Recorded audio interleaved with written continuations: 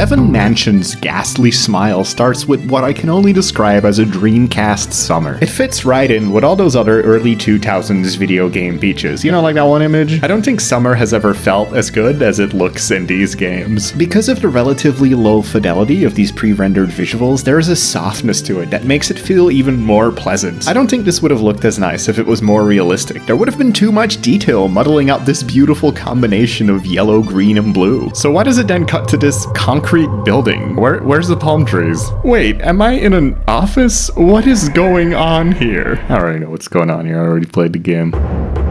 If you want to feel like you're losing it, then you have to try this game. There is such an unbelievable amount of weird choices, it becomes surreal. Video games usually just do not behave like this. It is genuinely one of the funnier games I've played in a long time, and I really want you to see it. By the absolute broadest definition of the genre, this is a classic survival horror game with limited items and ammo, puzzles, locked door, and enemies, but if you zoom in on any of these things and look at them in more detail, it immediately becomes hilarious and bizarre. When you see camera moves like this, where instead of a smooth zoom out, it's these awkward cuts that stay on the screen for just long enough for the health bar to reappear for just a couple of frames, it's totally fair to say this is a bad game. But I think it's not. I don't even think it's so bad that it's good. I think this game is just good.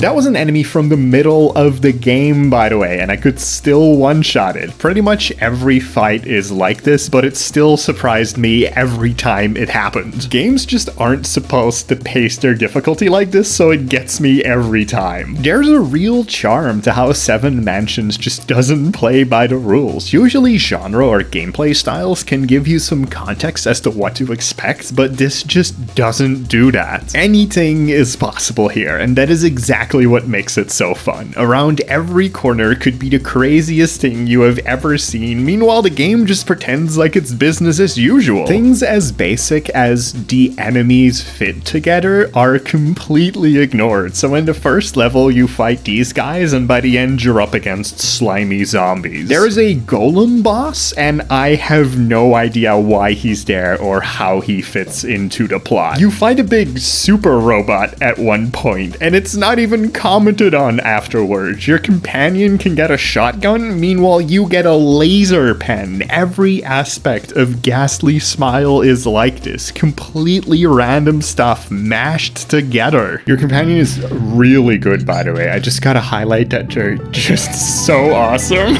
The complete lack of polish only makes the experience better. I love how she holds the stun gun. It's just, I don't know, she looks so happy with it. These empty hallways are pretty creepy. The lack of detail makes them feel strange, and the blood stands out so much. This basket is for dust specifically. This menu looks fake. I don't know, do you get what I mean? It looks like a fake menu for a fake game. The whole experience has such an odd atmosphere. You'll find yourself in a regular break room and the next door over will have brains in jars. Meanwhile, you also got these super comfy locations, like this house, which I just love. It's nice. The golden warmth of this place, tons of lamps. The survival horror lounge bar makes another glorious appearance, and there's even a survival horror aquarium. Look at them go. There's other locations that look interesting too. I like being in a lot of these places. The rooms mix sci-fi imagery with other themes to great effect. I feel cold just standing in this lab. The final area looks genuinely disgusting, and this one tunnel is the only place in the entire game with moving lighting, and it's another great place to hang out in. This forest